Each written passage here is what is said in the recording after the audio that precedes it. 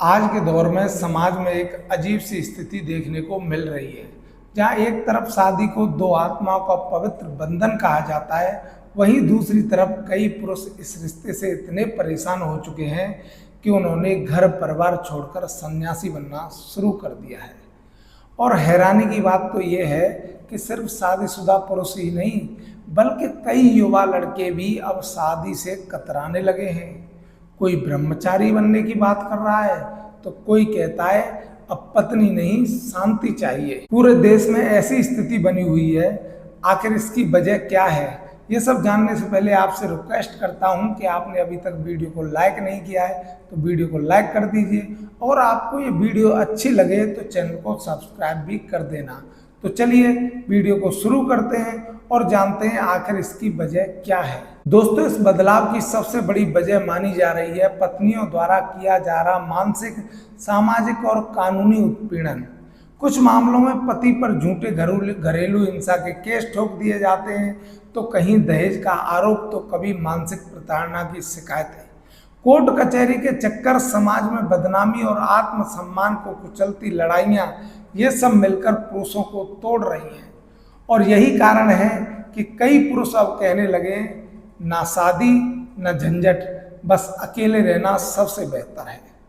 और अब तो हालात और भी खतरनाक होते जा रहे हैं। आपने हाल ही में कई अखबारों में, टीवी और सोशल मीडिया पर देखा होगा कि कुछ पत्नियों ने तो अपने बॉयफ्रेंड के साथ मिलकर अपने पतियों की हत्या तक कर दी।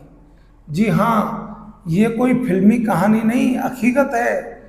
कहीं पत्नी ने पति को जहर दे दिया, तो कहीं सोते समय गला घोंट दिया, तो कहीं काट कर ड्रम में डाल दिया। ये सब कुछ इसलिए हो रहा है ताकि रास्ता साफ हो जाए और पत्नी अपने प्रेमी के साथ आज़ाद जिंदगी जी सके। यह सुनकर रोंगटे खड़े हो जाते हैं कि एक समय जिसे जीवन साथी कहा था, वही अब जिंदगी का खतरा बन गई है। अभी हाल ही में सच्ची घटना हुई है, उसके बारे में मैं आपको बताऊंगा, लेकिन उसमें मैंने नाम चेंज कर दिया है। और जो नाम मैं आपको बताने जा रहा हूं वह केवल काल्पनिक नाम है, उसमें किसी भी जिंदा या मुर्दा व्यक्ति से कोई ताल्लुक नहीं है। दोस्तों, अमित नाम का एक इंजीनियर था जो दिल्ली में नौकरी करता था। उसकी शादी को 2 साल भी नहीं हुए थे कि उसकी पत्नी ने उस पर दहेज प्रताड़ना, घरेलू हिंसा और मानसिक शोषण का केस दायर कर दिया। अमित बार बार कहता रहा कि उसने कुछ नहीं किया है, लेकिन न तो उसके ससुराल वालों ने कोई बात सुनी, न उसकी पत्नी ने कोई उसकी बात सुनी। कई महीनों तक कोर्ट के चक्कर काटे तो नौकरी भी चली गई, समाज में इज्जत की धज्जियां उड़ गई। थक हार कर उसने सब कुछ छोड़ दिया और हरिद्वार जाकर साधु बन गया। आज वह कहता है अब ना कोई कोर्ट है और ना कोई झूठा इल्जाम, सिर्फ चैन की सांस है। इसके अलावा युवाओं में भी बदलाव देखने को मिल रहा है। पहले जहां शादी को जरूरी सामाजिक कर्तव्य माना जाता था, अब कई युवा यह कहने लगे हैं कि शादी कर ली तो जिंदगी भर कोर्ट कचहरी और पुलिस के डर से जीना पड़ेगा। युवाओं का मानना है कि करियर बनाना है, ना कि घरेलू झगड़ों में उलझना है। ना पत्नी होगी ना लड़ाई होगी, बस शांति ही शांति। लेकिन शांति शांति के साथ एक और बात आती है, क्या आप सभी महिलाएं गलत हैं? तो इसका जवाब है बिल्कुल नहीं, क्योंकि हर पत्नी गलत नहीं होती और हर पति सही नहीं होता।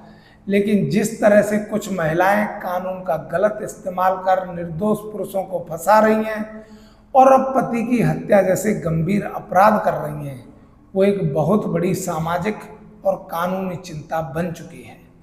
आज शादी जैसे पवित्र रिश्ते को देखकर लोग डरने लगे हैं।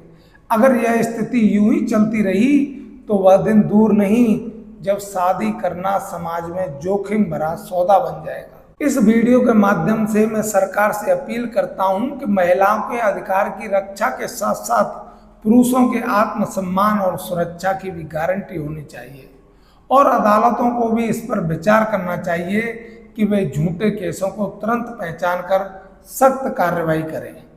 अगर आपको इस वीडियो में थोड़ी भी सच्चाई दिखी हो तो इसे ज़्यादा से ज़्यादा शेयर करना बिल्कुल मत भूलिए, क्योंकि आपकी एक